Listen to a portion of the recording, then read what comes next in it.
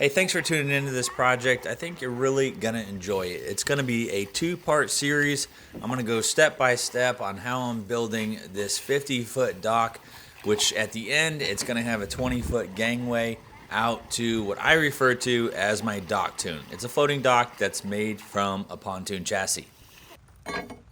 Now this is going to be a little bit of a different video than I'm used to making, and that's because most of the time I'm working over water and I didn't want to risk my equipment. So I'm going to voice over wherever I feel context is needed. Otherwise, I'm going to let the video speak for itself.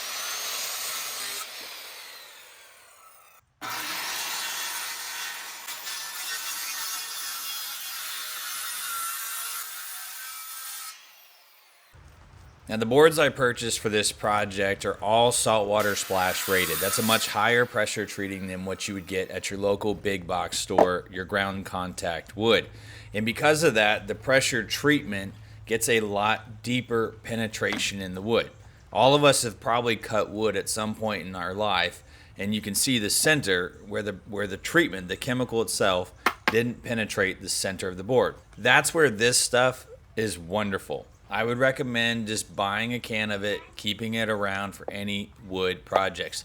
That little can I have there is 25 bucks. You can get it on Amazon. I'll put a link down in the description. You can get it at your big box store too. I'm sure there's different brands.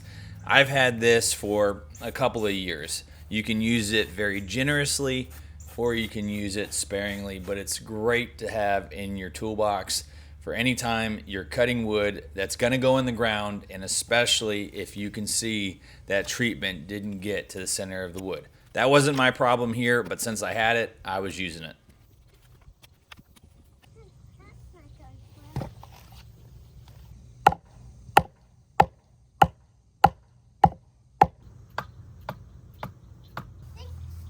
Oh no, don't. Here, let me do this. It's gonna be like.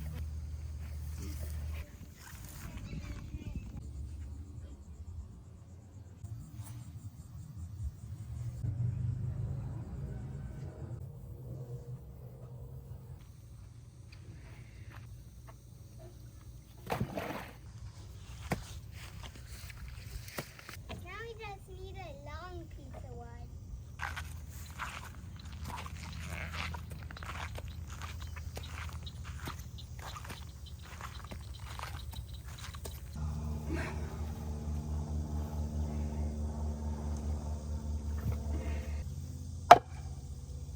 You're stuck getting into my butt.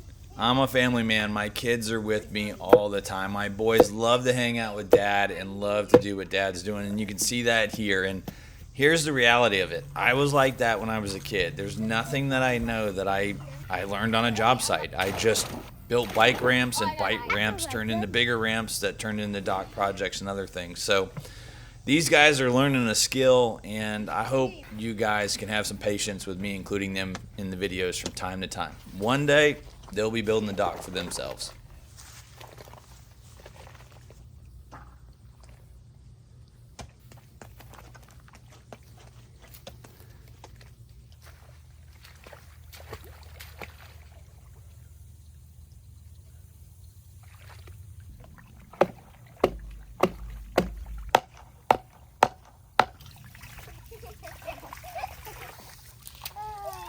Nice. Oh yeah.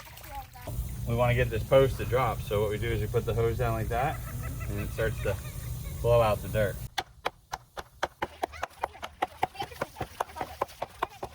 I do have a bigger sledgehammer, and I did use it on some of the posts off camera. The problem with the bigger sledgehammer is you will start to split the top of that wood in a hurry. So then you have to get creative with building either a sacrificial cap or put a steel plate on there, something to protect it. What I figured out, guys, is if I kept the water jet in there and I twisted the post back and forth, that it would just slowly work itself down. And I got these posts down about 4 feet in the ground doing it that way.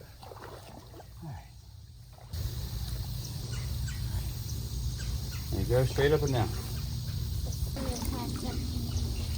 Ooh, take your foot out of there. What if that board comes down on your foot? You don't want it to take you down with it.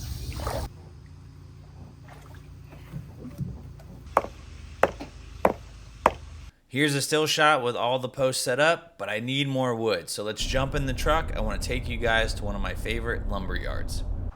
This is Outdoor Living Products in Apopka. So if you're in Central Florida, go check them out. Look at all the wood stored outside. So when it comes out of the kiln, it's already drying outside. This is very different from soaking wet pressure treated wood in an air conditioned big box store. When you get it home, it might twist on you. This stuff would have already done it. So you're picking it up dry, ready to go. They also have an awesome showroom with every tool imaginable for your project. They even have cylinders here if you were setting concrete for posts. Here you can see even more tools and a great checkout sales center. Every screw or piece of hardware that you would need for your outdoor project. They even have some plumbing here in case you hit a sprinkler pipe, because we all know we've done that when digging holes. This is not a sponsored video. They're 30 minutes away from me, and another reason why I'm willing to drive that far is because of their staff. Every time I'm here, they are super helpful and super friendly. This gentleman's name here is Mark. He had a fantastic attitude. He gets it. He is what you want in every employee. You know what he said to me? He said, I want to help you because you're the customer and you pay my paycheck. And any employer knows that is exactly true, and awesome that Mark gets it. Mark, if you happen to see this, brother, it was great getting to meet you, and I'll see you on the next round.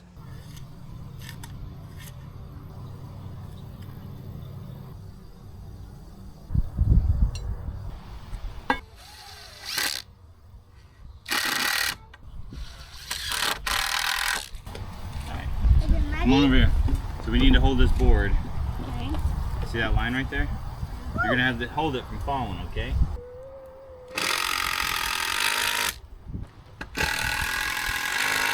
Good, thank you. After setting my first cross member to the desired height, I used this string level to set the height for all the other cross members. I didn't realize it yet, but I wasn't doing something right. Stay tuned, I'll explain a bit more later.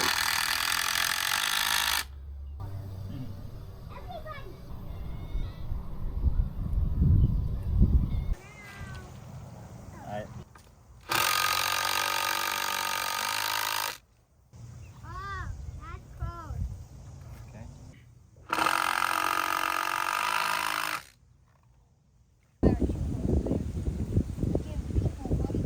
You gotta come up.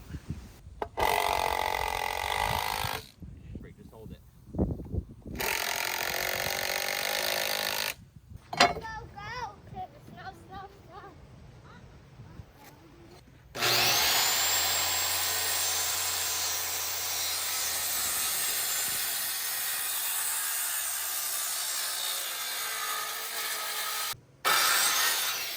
I apologize for all the wind noise. I had a storm coming in and it was whipping. But it was about this time where I started to realize something might not be right. We all got the eye test, and my ichrometer was telling me those cross members don't look level. So I thought, let me use the lake water as a quick check of the height that I'm marking.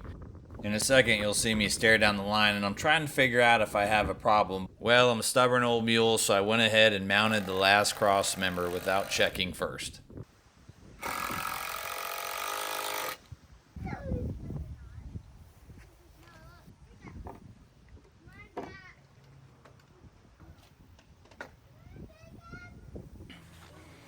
All right, so it turns out that was a big waste of time. I don't know if it's the type of string I'm using or it's just that you can't pull it tight enough. I don't know, maybe you guys are more experienced. You can comment below and tell me. But these strings were great for guide wires in terms of getting these posts set, right? So that I'm drawing a straight line out to my destination. But in terms of a line level, look how far that was off. Even my little line level, it was telling me as tight as I would pull that. Now, so you can see, back there, I set the string just on top of the board there, and that's where I was pulling from. That's where I want my runners up here, these joists. That's where I want those to run level, kind of like you see the board here. So I was pulling that line real tight, and of course I'm looking at my line level and I'm getting it in the bubble. But dude, look at that. That's 3¼ inches off. That's bad. That's not even remotely close. And And actually, I mean, that means all of these are off. But as I got out to the last one, if you saw in one of those earlier clips, I just pulled the tape measure and I just pulled from the water. I realized I'm standing in a giant level that is the lake. And when I pulled from that board right there, that cross member was 14 inches above the water. Well, when I had pulled that line really tight with the line level, that last one out there was 15 inches. Now, that's an inch higher. Well, I should say, sorry, 15 inches is an inch higher, but clearly that would have still been low. So I don't know. I mean, I've used string levels before, but I'm just wondering, because that's more of a yarn. I don't know. You guys comment below if you, but I'm just doing it the good old manual way here. I've just got the temporary screw in there, and then I'm gonna go back and I'm gonna raise all of these cross members up, and I'm just checking at multiple places that I'm not getting sagging. So glad I checked it, glad I didn't commit. And oh, by the way, you guys are probably using or seeing me use these little construction screws, and this is exactly why I'm doing this, because I don't want to commit to my lag bolts and my carriage bolts just yet. I want this thing perfect, I want it true, and then I'll commit to the final hardware. So if you see these for now, don't hold it against me. Stay tuned to the end.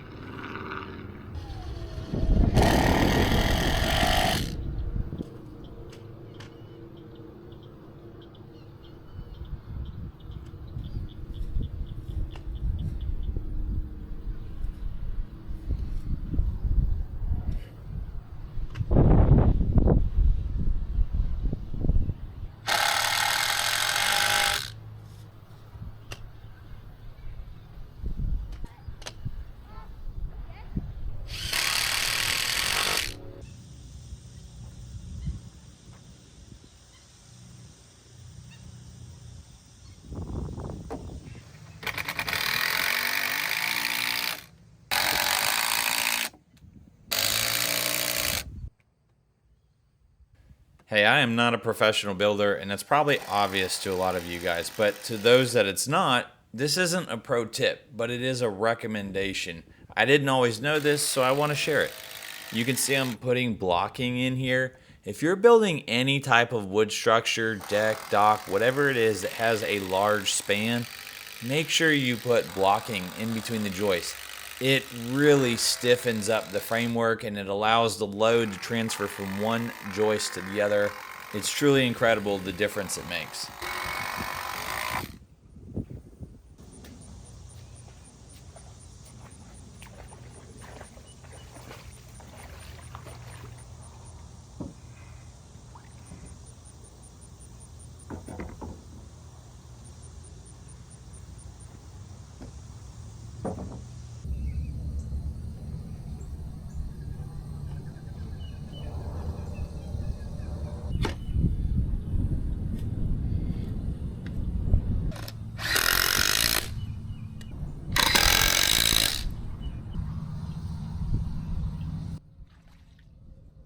So this joist is crowned and I'm trying to get it level, but in my effort to do so, I caused myself another problem. See if you guys can figure it out. I'll explain it to you in just a minute. Now this is probably a good time for me to say, either by dumb luck or good luck, I met a gentleman at Outdoor Living Products who's a professional dock installer. He happened to walk in while I was sitting there ordering my material. His name is Joshua Crumbo. Very, very nice guy. He's been super helpful. We actually exchanged numbers there at the facility. I've been able to send him some text messages, some photographs of my project, and he's been offering some tips. Joshua is a professional, so his builds are going to be much more involved and much better. So he's not endorsing what I'm doing here. This is my build and my design, but I do appreciate his tips. And one of the questions that he emphasized with me was, how far did I get my dock posts in the ground? And my last ones, I got in the ground about 4 feet. He said that's pretty good. 4 to 5 foot is ideal if you have a good bottom and you're not doing a boat lift.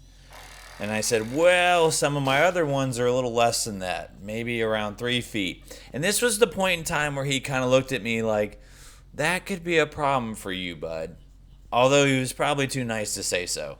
Now, if you guys are in Central Florida and you got a dock project, you're interested in getting a quote, or maybe you have a repair need and you want to connect with Joshua, send me a message and I'll make sure you guys get in touch with one another.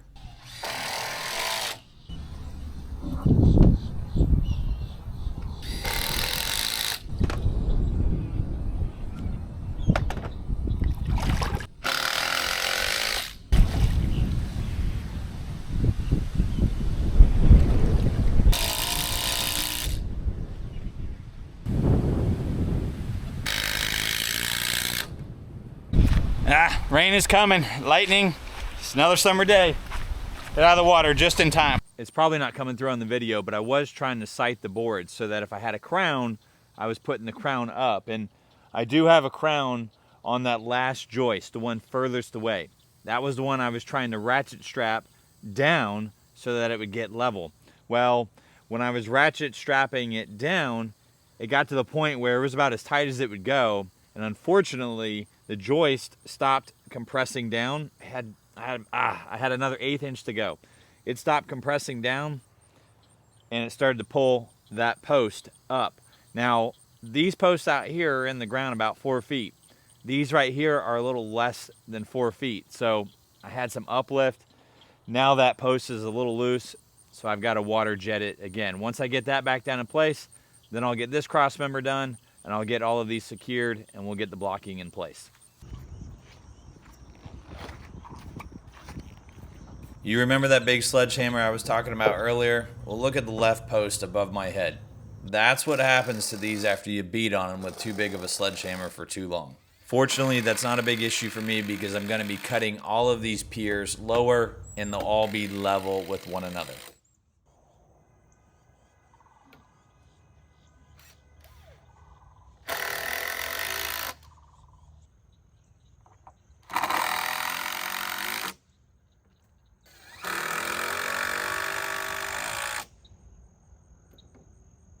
Guys, I got a ton of work put in this weekend. As you can see behind me, I got this thing pretty true and straight. Hopefully that's coming up on camera. But I'm just out of time. I'm out of time. It's Sunday. It's almost dinner time. And so I need to call it quits. And I think this video is getting a little bit long. But don't click off just yet. Let me show you what we've done. And let me show you what I have coming for the next video. Let's go check it out.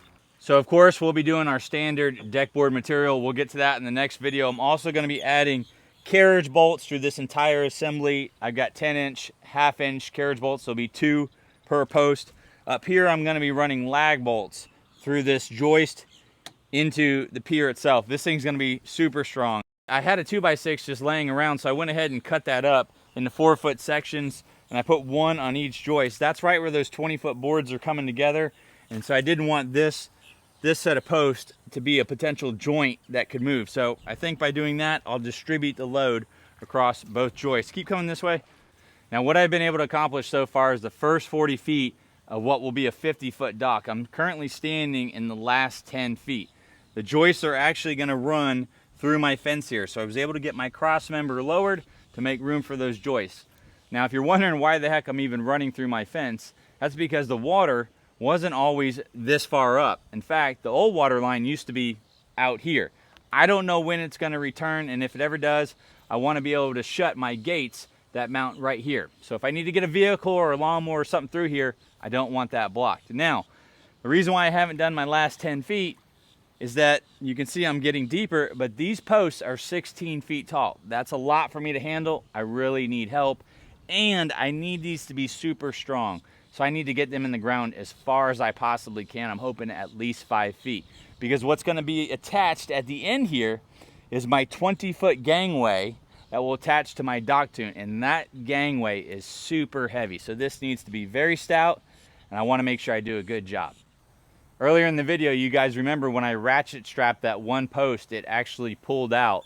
And I was talking to somebody who builds docks. And one thing I do need to be worried about is not just down pressure from weight walking across it, but uplift if this ever floods again. I don't want these posts coming out. So I've got some thoughts on how I'm going to actually anchor these posts. I'll be talking about those on the next video as well. In between then, do me a favor, comment below. Let me know if you got any ideas, if you've done anything that's improved your dock project. I'd love to hear from you, and I'm always going to respond to the comments, guys. I really enjoy those. So do me a favor, hit the like button. Make sure you subscribe so you can see the next video where we wrap this up.